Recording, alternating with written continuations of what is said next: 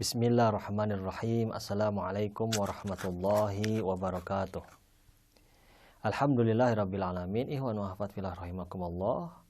Di dalam pelajaran kita kali ini kita akan melanjutkan beberapa hal ya yang pernah disebutkan sebelumnya mengenai masalah hal-hal yang keluar daripada atau misal yang keluar daripada ma'unatus sanah. Yang mana yang pertama adalah ra'sul mal, yakni modal yang pernah kita ulas dan kita sebutkan sebelumnya. Adapun kita kali ini kita akan melanjutkan ya beberapa hal yang dimana pernah kita fehres sebelumnya.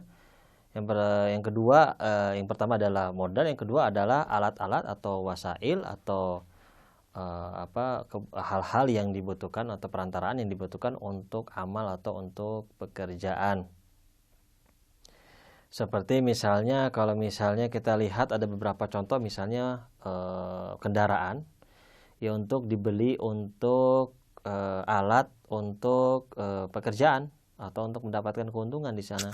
Contoh misalnya kendaraan untuk disewakan dalam masalah ini, maka kendaraan untuk disewakan dalam masalah ini itu dikeluarkan daripada ma'unatus sanah dalam masalah ini, maka bisa dijadikan sebagai modal dalam masalah ini. Jadi kendaraan itu sama seperti modal, maka dikenakan khumus di dalam masalah ini. Begitu pula misalnya seseorang membeli ibaratnya hal-hal barang motor ataupun apa sajalah alat-alat untuk kebutuhan pekerjaannya, maka itu dikenakan khumus. Kalau pembelian barang-barang tersebut dari uang yang harus dikenakan khumus. Contoh dari misalnya uang sisa gaji dan segala macam itu. Jadi patokannya itu. Jadi kalau misalnya memang memberikan mobil itu dari uang warisan, maka itu tidak dikenakan humus mobilnya.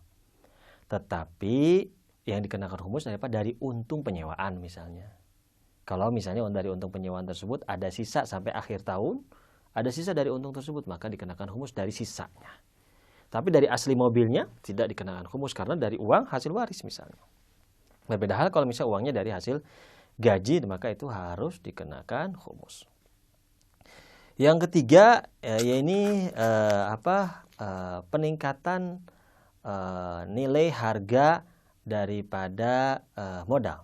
Contoh misalnya seseorang memiliki kain atau memiliki bisnis kain ya, bisnis baju, dia membeli kain, membeli baju untuk modal. Ya kan? Memiliki kain atau memiliki baju untuk modal dan terjadi kenaikan di dalam kain atau baju tersebut, maka kenaikan tersebut juga dikenakan humus. Si bajunya dikenakan humus, si kainnya pun dikenakan humus.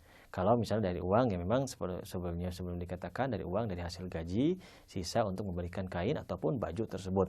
Jadi kenaikannya harus dikenakan humus di dalam masalah ini. Itu. Jadi untuk masalah kenaikan daripada modal,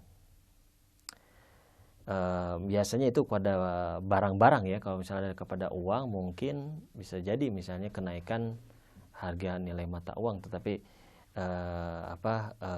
kebanyakan ini dari harga barang. Kalau kita lihat kebanyakannya demikian.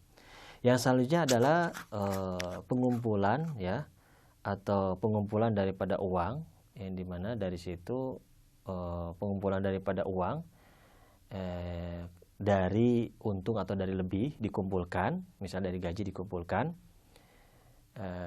dan melewati waktu humus, maka itu harus dikeluarkan humus.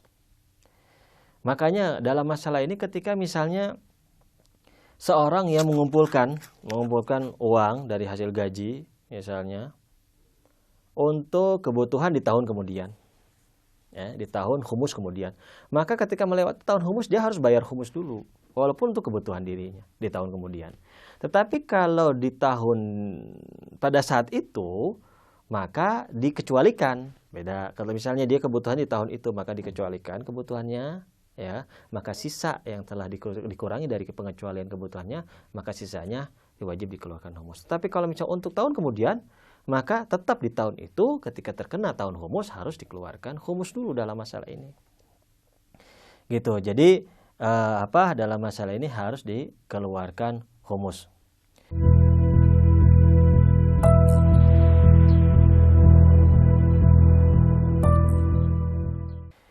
Kecuali kalau misalnya dalam masalah ini misalnya untuk pembelian kebutuhan hidup tersebut ya, untuk mempersiapkan kebutuhan yang sangat daruri untuk kebutuhannya tersebut, ataupun untuk mempersiapkan daripada nafkah dari yang lazim dalam masalah ini untuk kebutuhan hidupnya itu dengan mengumpulkan uang walaupun di tahun berikutnya, tetapi kebutuhan ini sangat lazim dalam masalah ini, maka ini tidak dikenakan humus di dalam masalah ini. Kalau misalnya memang sangat membutuhkan dalam masalah ini untuk dikumpulkan walaupun di tahun kemudian, tapi kemudian untuk kebutuhan yang sangat daruri di dalam masalah ini, maka tidak dikeluarkan humus. Nah, sekarang misalnya ada sebuah permisalan kalau misalnya seseorang berusaha untuk istilahnya di tahun kemudian misalnya ingin menikah ya, laki-laki dan perempuan. Masalahnya dia mengumpulkan uangnya untuk menikah di tahun kemudian. Maka untuk ketika sudah sampai kepada tahun humus, maka wajib dikeluarkan humus dulu, gitu. Karena di tahun kemudian, kecuali kalau misalnya untuk masalah kebutuhan daripada nafkah daripada sang suami di tahun kemudiannya tersebut, itu tidak cukup dengan uang kalau misalnya sudah dikeluarkan humusnya. Kalau misalnya tidak sudah dikeluarkan humusnya, kena waktu humus, dikeluarkan humusnya, maka uang untuk setelah pernikahan di tahun berikutnya itu untuk uang untuk menafkahinya tidak cukup, maka itu tidak dikenakan humus.